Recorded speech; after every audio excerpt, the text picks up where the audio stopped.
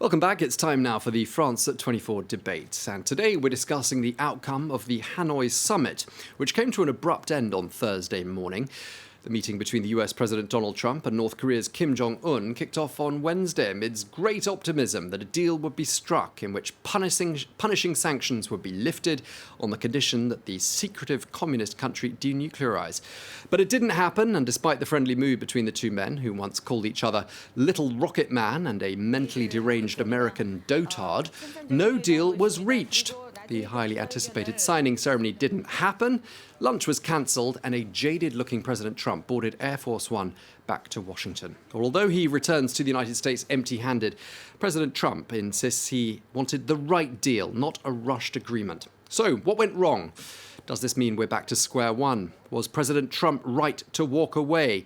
And should the US president really be travelling 13,000 kilometres in each direction without all the necessary groundwork having been done ahead of time? Well, those are some of the questions I'll be putting to our panel today. But first, here's France 24's James Vassina with a summary of how events unfolded there in Hanoi. After an optimistic start, talks have taken an unexpected turn. The summit in Hanoi has drawn to an early end after discussions failed to lead to an agreement, with the two leaders cancelling a planned lunch and a signing ceremony. Exiting their one-on-one meeting, US President Donald Trump and North Korean leader Kim Jong-un couldn't see eye to eye on one of the most crucial points of the summit. Basically, they wanted the sanctions lifted in their entirety, and we couldn't do that. They were willing to denuke a large portion of the areas that we wanted, but we couldn't give up all of the sanctions for that. And while Trump says a deal could have been signed today, he remained adamant. More efforts must be made if the two countries are to cooperate. We had some options, and at this time we decided not to do any of the options, and we'll see where that goes, but it was a very interesting 2 days, and I think actually it was a very productive 2 days, but sometimes you have to walk, I hope. Earlier in the day, discussions seemed promising after Kim Jong-un appeared to show willingness when asked if he would commit to denuclearization.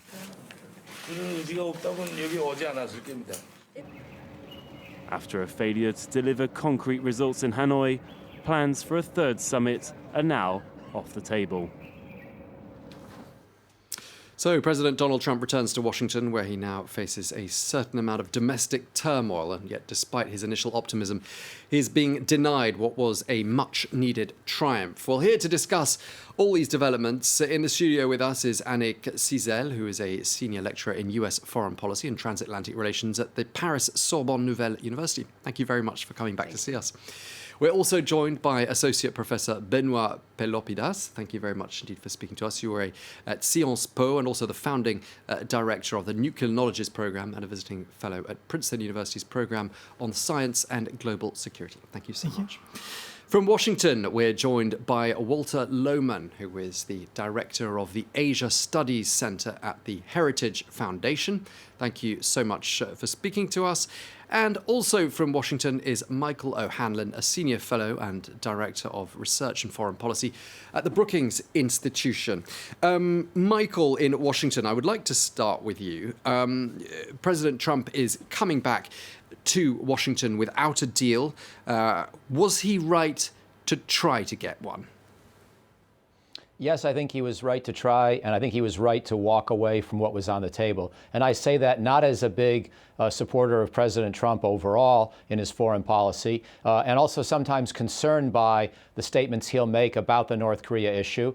For example, his apparent criticisms of the South Korean ally and alliance that we have with the ROK, his demands on them for greater burden sharing, his discussion of our exercises is very provocative, his claim last summer that we had already essentially denuclearized the North Korea problem. He says a lot of things that are wrong, but I think the overall spirit of trying to establish a bond or a rapport with Kim while also keeping strong sanctions on and being clear that while we will compromise, we're not going to compromise and agree to a bad deal where we give up all the sanctions and all the leverage in exchange for a very small part of what we're after. Those pieces of the Trump approach I support. So on balance, I'm still hopeful, and I think he did basically the right thing by making the trip to Vietnam and basically the right thing by leaving.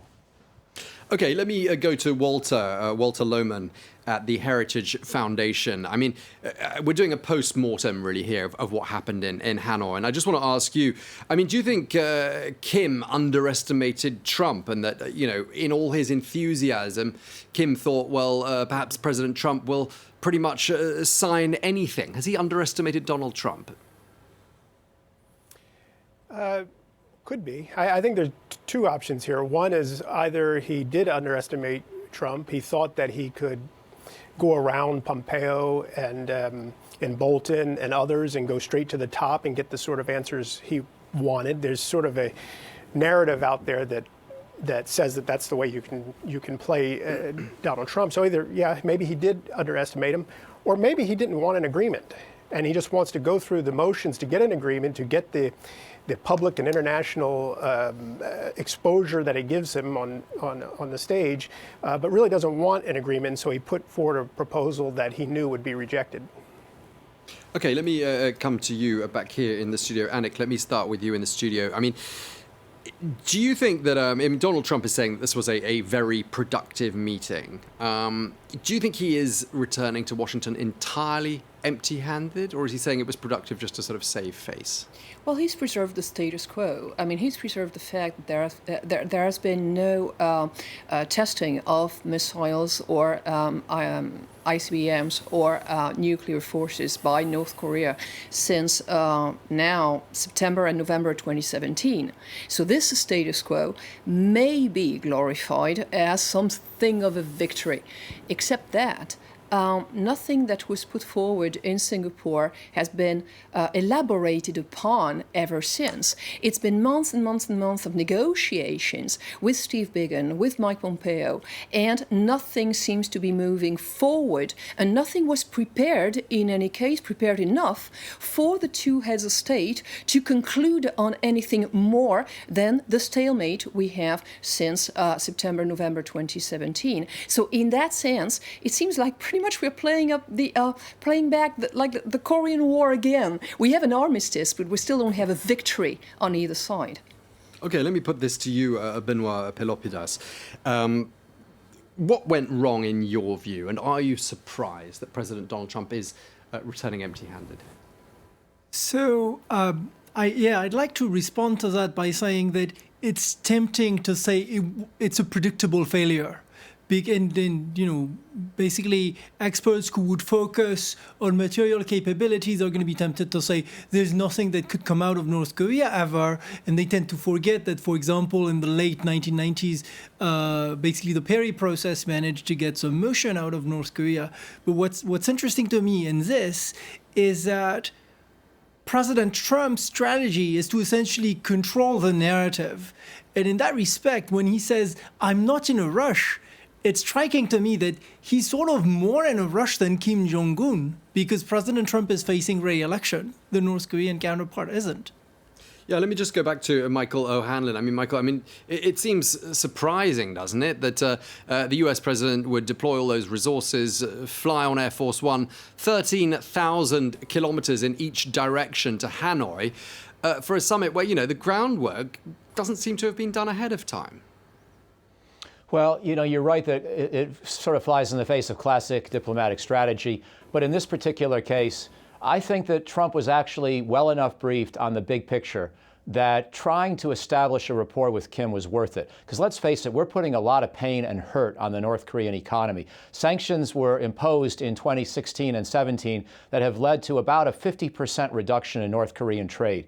The North Korean economy is still afloat, and it's partly privatized, and it's got some good innovation, but it's not going to grow fast without access to the outside economy. And so if President Trump is going to sustain that kind of pressure, I think it's actually useful that he have this rapport with Kim so that we don't wind up where we were again in 2017 with the kind of insults and brinkmanship potentially bringing us to the cusp of conflict. So I don't mind this apparent waste of presidential time. By the way, if he had stayed in Washington this week, what was he going to do? He was going to tweet about the Michael Cohen trials, which if some of your followers in Europe are sparing themselves from this American travesty, they're very wise, because it's ugly and it's not clear what productive work is going to be getting done in Washington this week in any event. So I don't mind the investment of time. But I do think it raises the obvious question of where we go from here. I don't think that I or President Trump, especially President Trump, has thought through his answer to that question. But as for sort of letting Kim Jong-un know that we're not going to sign up to a lousy deal and that President Trump can't be easily sort of, brought into that kind of a bad arrangement just for the sake of bragging rights or his pursuit of a Nobel Peace Prize or re-election campaign talking points, I think it was good for Kim Jong-un to learn that directly by realizing that Trump would walk. So I have no major complaints about what happened this week. Walter Lohman, your thoughts on that? I see you smiling there also in Washington. What are your thoughts? I agree with Michael that it was the right thing to do to walk away.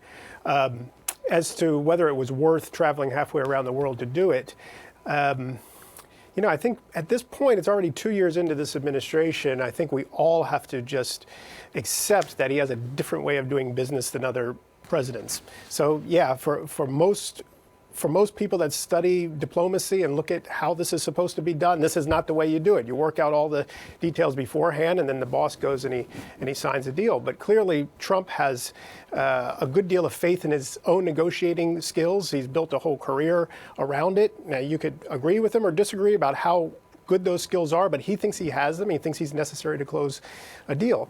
I think one positive side effect of this could be a signal that he sends to others that the United States is in negotiation with, the Taliban, for example, or with Xi Jinping. So Xi Jinping has to now better appreciate maybe that at the end of the day, maybe everything's not going to be okay in his negotiations with them on the trade side. Trump could walk away. Not only that, but you cannot work around Trump. And I think that was the whole point of the press conference Trump had in the Oval Office a week ago with the Chinese to demonstrate basically, hey, I'm the guy you have to come to, and you can't go around me, you can't go around my advisors.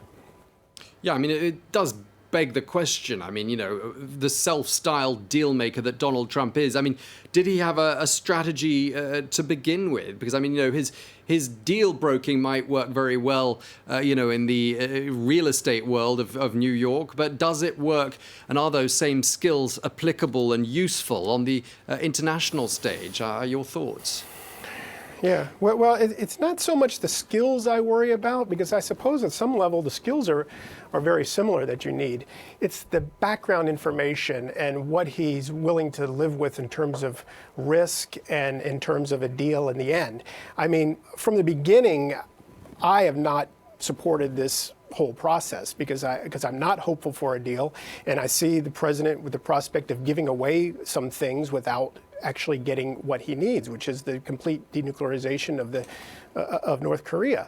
And so him not knowing all the details there and not having the background of it, that's what concerns me the most, that we could have had a deal, because let's face it, that's what we were all worried about. I mean, on my part, I was worried we would get a deal. I wasn't worried he'd walk away. I was worried he'd get a bad deal that leaves North Korea in possession of up to as many 60 nuclear weapons, leaves our allies vulnerable, and lifts sanctions on them. So, yeah, it's basically his knowledge and his willingness to admit that he doesn't know everything that worries me more than anything else. But seems like he came to grips with this on this trip. It seems like he listened to Bolton and Pompeo, and I think he made the right call. Well, except that he had to listen to many voices inside the administration, because in the few days just before the Hanoi meeting, we heard voices that were different from Dan Coates and Gina Haspel, who were saying that, wait a minute, we cannot strike a deal because there's been no denuclearization whatsoever that's been happening ever since Singapore.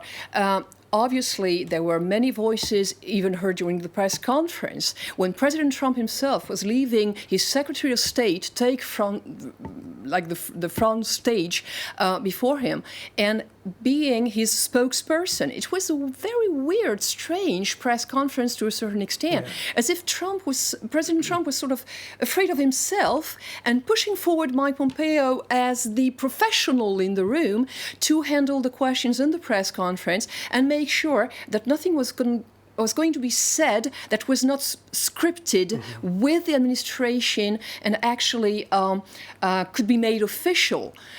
So to a certain extent, yes, President Trump has stopped tweeting in the past couple of days, but he's even let his Secretary of State take the stand, to the point that the State Department at the very same time was releasing a press communique about Russia and about Ukraine. It's like Mike Pompeo was really running the job of, shall I say, commander-in-chief at the time when the Pentagon has a number 2 at its head, but not even a Secretary of Defense anymore.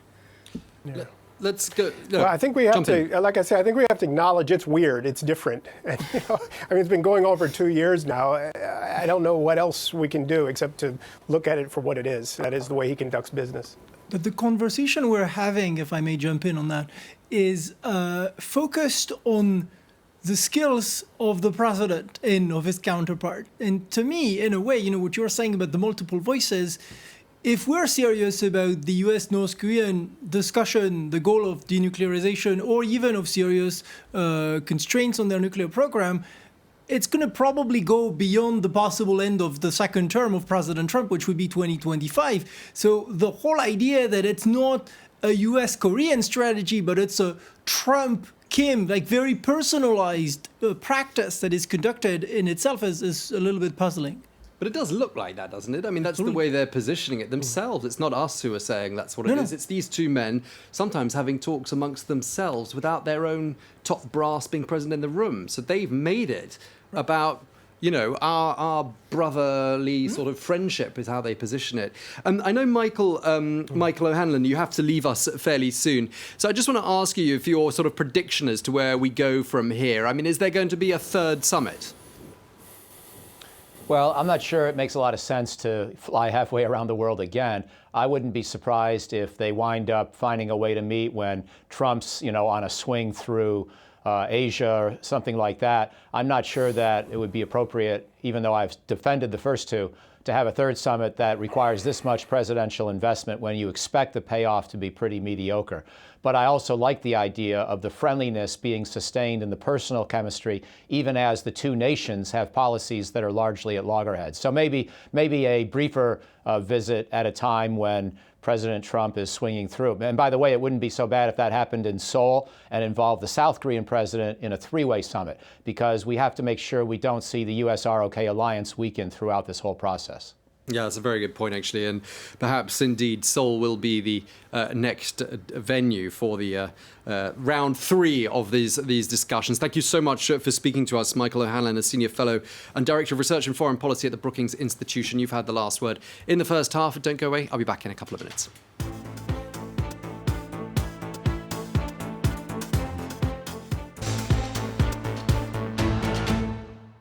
Welcome back. It's time now for part 2 of the France 24 debate. Today we're doing a post-mortem on the latest efforts by President Donald Trump to persuade North Korea's Kim Jong-un to give up his nuclear arsenal. And it seems that Trump's efforts in Hanoi have not borne fruit. The meeting came to an abrupt end and he returns to Washington empty-handed. Today we're asking what went wrong and what happens next. Well, we can start the second half by listening in to how some of America's regional allies have digested this news. Let's start by listening in to the Japanese Prime Minister Shinzo Abe, who had words of support for President Donald Trump's decision to walk away without a deal. I fully support Mr. Trump's decision not to easily compromise, based on his strong determination to achieve the denuclearization of the Korean Peninsula, keep on having constructive talks, and to encourage North Korea's concrete actions. Okay, the Japanese Prime Minister Shinzo Abe sounding supportive there. Meanwhile, the spokesperson for the South Korean presidency expressed some regret and disappointment about this outcome in Hanoi. Here's what they had to say. We regret that no deal was reached at the summit between Chairman Kim Jong-un and President Trump. But it seems clear that the two sides have made meaningful progress. Okay, that was a spokesperson for the South Korean presidency. And just before the break, we were talking about how the next summit, if there is another summit, could be held perhaps in Seoul. I just wonder, Benoit, what do you think of that suggestion that perhaps Seoul could be a logical venue for round 3 and perhaps a three-way discussion at that point? So what we just heard sounds like the South Koreans would welcome it because they are very much looking forward to progress on the issue. Then the question is whether that's what we talked about in the first half of the debate, whether we can learn anything from past symmetry. So from past symmetry, we would get to say, okay, symmetry is good if it allows leaders to build trust. But in the case of President Trump and Chairman Kim, it's difficult to say that because we had insults first, and we know that basically President Trump's judgment on business partners can change very rapidly. So in a way, for the scholar, it's very, either disheartening or exciting because basically the past is not prologue.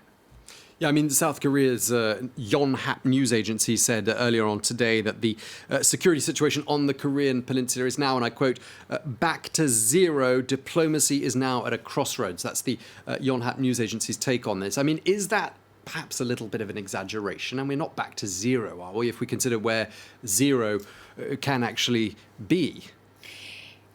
Well, I think we must not forget to praise the South Korean diplomacy for where we're at today. Soft power has been in the hands of South Korea in these past few months. I'm thinking back of the Olympics here on this. And joint teams may seem like between North and South Korean athletes, it may seem like trivial. It's not trivial at all. Definitely, it's Moon Jae-in's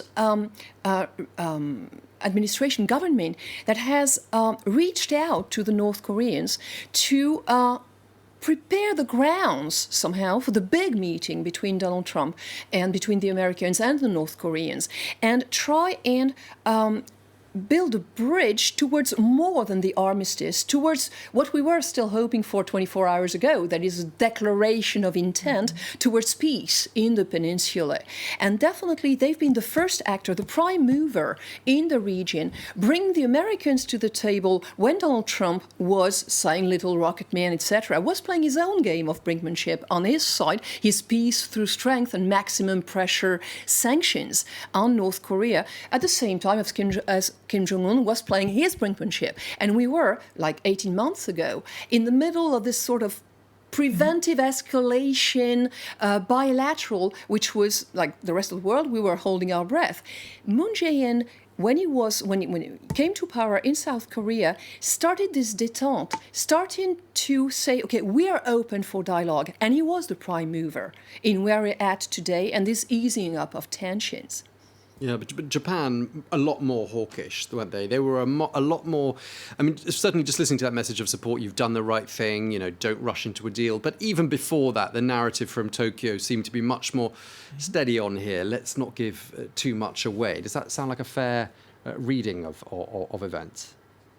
That sounds fair, and I'm saying that not being a Japan specialist at all, but I think what that tells us is that essentially nuclear politics is often not just about nuclear weapons, and it's also often sometimes not just about even international politics, but it's a lot also about domestic politics and how the Japanese prime minister may play the alliance with the United States domestically, and how basically in return President Trump would play that for his domestic constituency. Let me just... And if I may, excuse me, and also the very transformation, the domestic transformation of Japan into potentially a military power again. And this is an uneasy transformation for the population inside, too. So there's definitely a domestic agenda at the same time as a very regional agenda, because we must keep in mind that warships are just like cruising side by side from different nationalities all the time, and they're watching this very carefully. Let me just go back to Walter Lowen in Washington. You're listening very patiently there, and if you'd like to make any observations about what's been said so far, please do. And let me put this to you. How do you think all of this has been viewed then by America's allies in the Asia-Pacific region, and also by countries like China?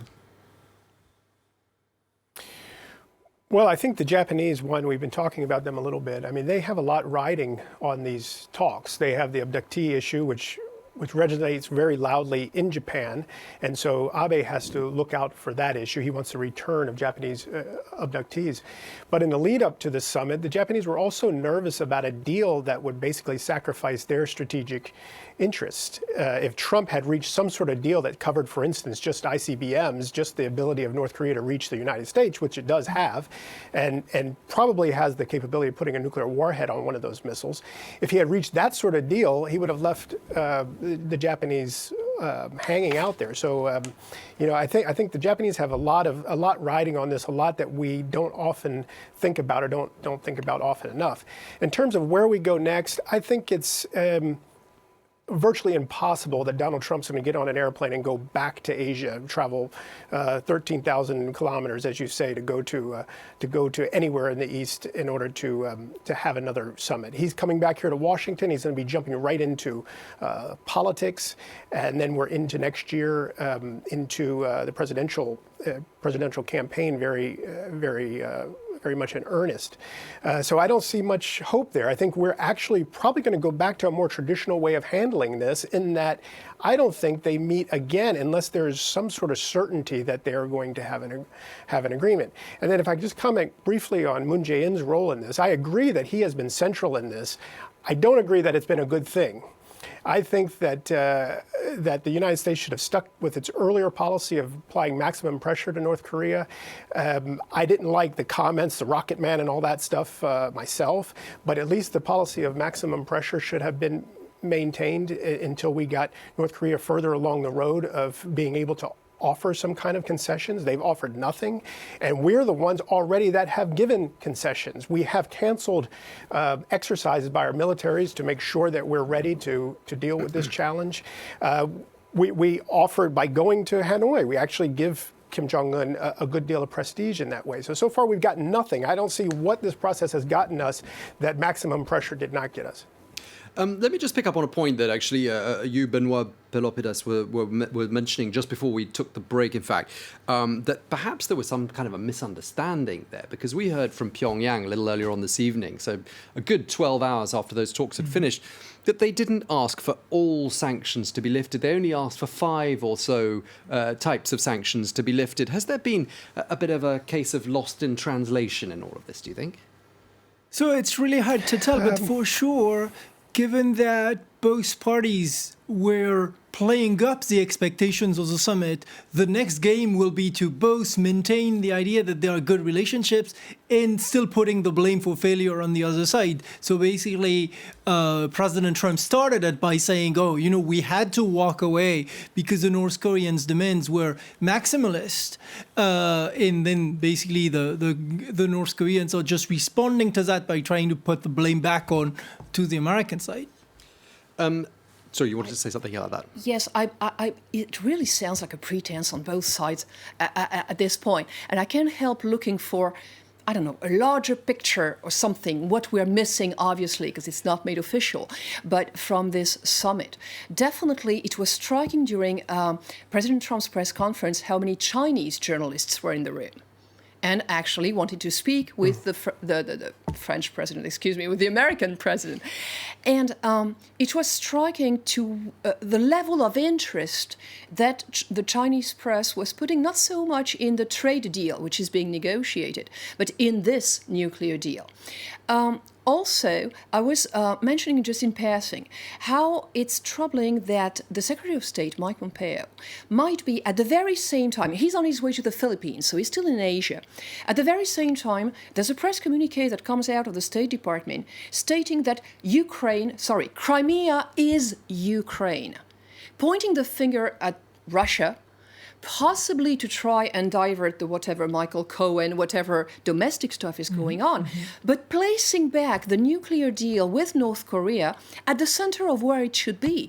That is placing back at the same time China and Russia where they stand, towering above that nuclear deal, non-deal so far, at the same time. It's not just President Trump and Chairman Kim. But it's also the signatories, of course, to the Korean armistice. But the implicit non-signatory of 1953, the USSR didn't sign anything, but it was party to the Korean War, and it definitely is today to whatever talks on denuclearization that are taking place. I'm just wondering if all of this is not just a pretext, definitely, okay, the sanctions a little bit, not too much, etc.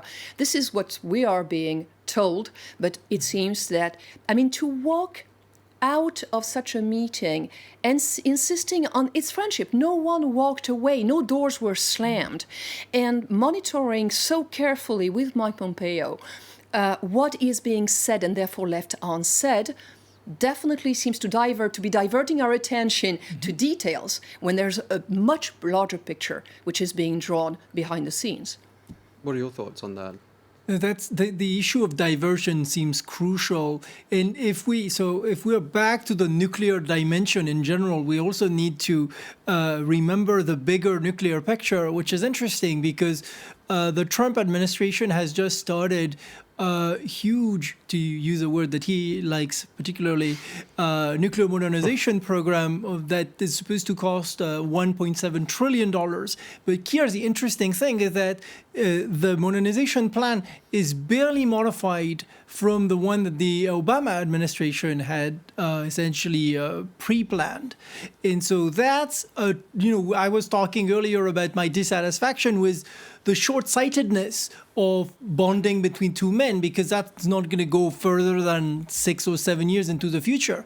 If we're talking about the modernization program, it's going into 30, 40 years into the future. So if we were talking seriously about nuclear politics, we would be talking about multiple temporalities and much longer timeframes, which this is what I tried to say earlier. And forgive me one last time. And the larger picture is in the State of the Union address by President Trump when he said that he was ready, possibly or not, to renegotiate the INF treaty, also with China. And he said maybe China is not going to will it, but maybe they will. So obviously this is almost like the small detail, what has just happened these past couple of days, or maybe the core, the nucleus, I don't know, of a much larger picture, which is being negotiated right now, so it seems.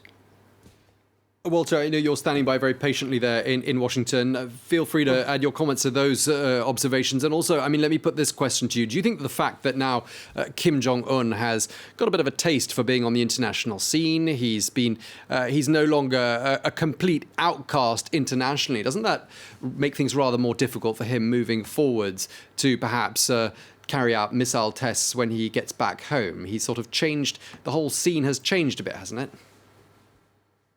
No, I don't think so. I don't think he has any more leeway to do that. I mean, you could argue that he shouldn't be given such a stage because of the type of regime that he rules, but I don't think he'll feel any compunction at all in that regard. But going back to the matter of keeping your eye on the larger picture really is that Kim Jong-un has between 20 and 60 nuclear weapons, several of them that can reach the United States. That's the bigger picture. The bigger picture is the fact that there's a state of war on the peninsula. There's not a state of war because we lack a piece of paper that says that there's not. It's because of the nature of the Korean regime, the North Korean regime, and the aims that it has for South Korea. North Korea wants to unite the entire peninsula under its rule. And for some reason, we have a hard time accepting that. We want to accept that he's just like any other president. He's like the French president or the prime minister of Great Britain that we can sit down and we can work. He's not working on the same calculus.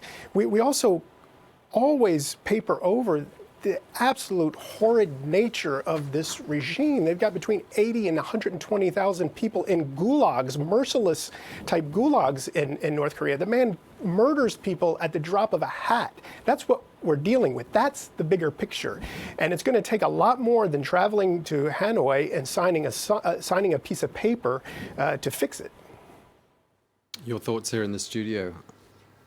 Well, I just don't believe. I agree with what Mr. Lohman has just said. I just don't think that North Korea has any plan to expand its brand of communism to the south at this stage. I mean, I don't think it's an expansionist power. Completely bankrupt, completely cash-strapped. They have absolutely no means to do that. whatsoever. I mean, isn't Kim Jong-un sort of on bended knee, cap in hand? I mean, he needs money and he needs it fast. It seems to be the model, the exemplar that President Trump has just presented him with, which is Vietnam, which is this impossible peace between the United States and Vietnam that President Clinton managed to achieve, and the deluge of foreign assistance that the United States has poured on Vietnam, sustaining a regime which is a mixed type of regime, a communist political regime, but economically, I hesitate to say flourishing, because not for everyone in Vietnam, but definitely rising up, emerging gradually as a regional power to reckon with, economically speaking.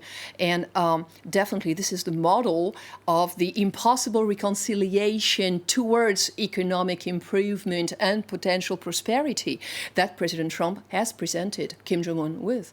Do you think it was a useful and attractive sort of parallel for him to be drawing, President Trump, when he said, look, this is what you could become? Because, of course, Kim Jong-un must be wondering later on down the line, where am I going to fit into this new North Korea? Do you think that was a useful parallel to present him with and say, you could be like this country here? So I think psychologizing on one Chairman Kim thinks is an impossible task. So I'm not going to venture into that. But what was striking to me is that he wants to have a voice. One of the things that happened that was interesting is that he apparently replied directly to one of the questions that were asked, and like he wasn't expected. More than one of the reporters. Yeah, he jumped in a few times.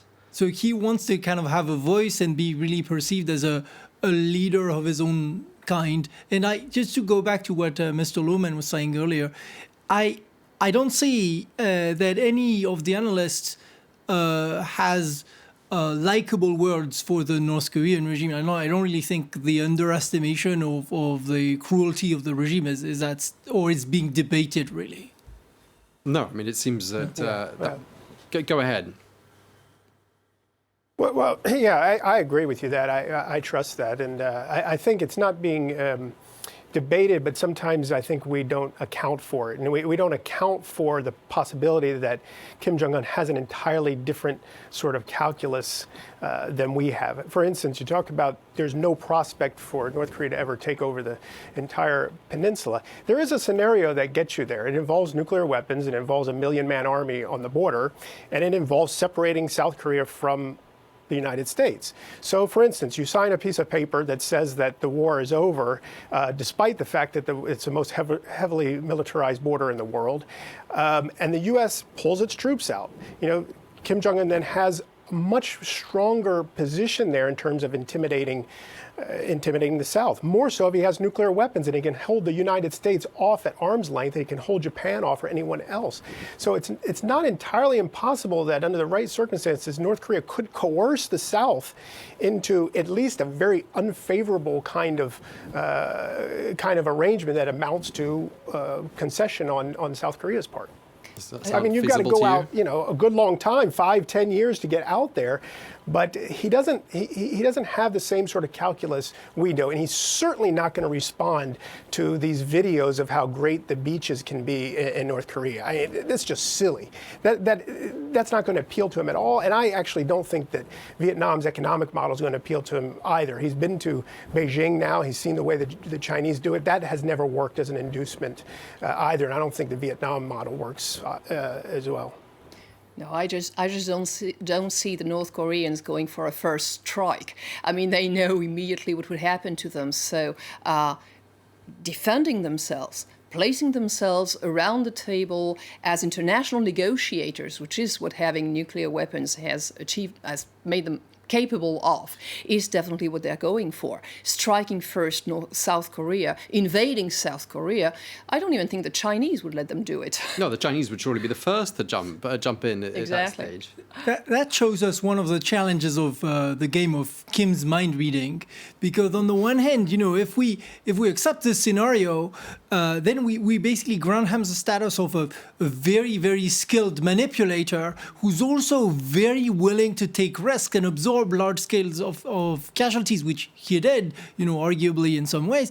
But if he is that, then it's hard to maintain that position and also the position that says there is a point in negotiating with that man. If you regard him this way, then you shouldn't say that we need to negotiate with him.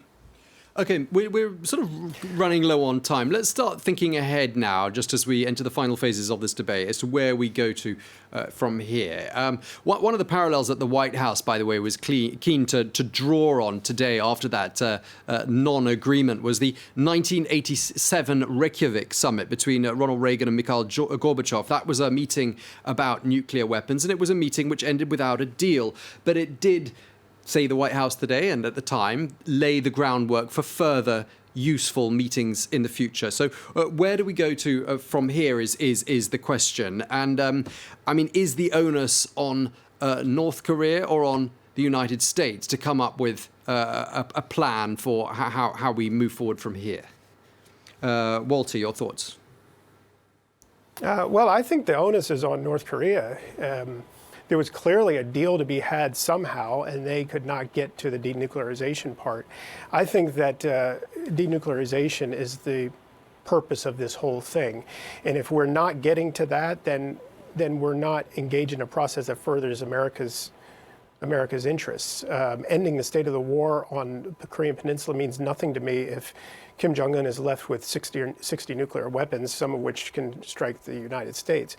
I think what we end up doing is we continue to muddle through this process, probably at lower levels without prospect of a big meeting, and we see where it goes. I have no problem with maintaining the sanctions, even ratcheting up the sanctions and keeping a door open to be able to pulse the North Korean side to see when they're ready to actually denuclearize. Okay, your thoughts? Assuming that both sides agree one day on what denuclearization means, which they don't at this stage, but assuming they do at some stage, the United States is there's one trend that's been non-negotiable for the Trump administration in all of it, which is complete, irreversible, verifiable denuclearization. But who's going to verify? Is going to be one of the points that are just impossible for the Trump administration itself to reconcile itself with. It should be the International Atomic Energy Agency, which they have recused about Iran, which the Trump administration refuses to believe that they're capable of assessing the Iranian stockpiles, etc. So it means that even the Americans need to get their act more clear than this if they ever wish to define which denuclearization they wish for and who's going to verify. It's obvious that for the North Koreans, it's not going to be the Americans alone. This is obvious. Benoit, I'm going to give you the last word because we're almost out of time. Right, thank you. So then I'll respond briefly on the Reykjavik analogy. So once we know the unpredictability of what comes next, the analogies that we use will tell us a lot about how we position people. So, beyond the fact that North Korea is not the Soviet Union under Secretary Gorbachev, playing the Reykjavik analogy is giving a lot of credit to Kim Jong-un for making most concessions, which Secretary Gorbachev did. And it's also, interestingly, emphasizing the fact that there was trust and mutual support between the two leaders. And so it's basically letting President Trump's narrative of friendship kind of have the last word.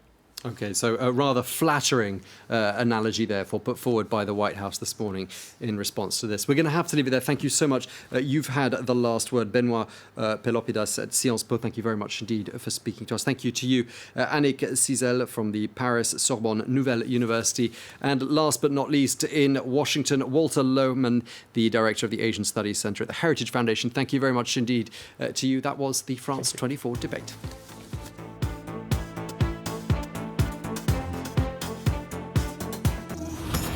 Vi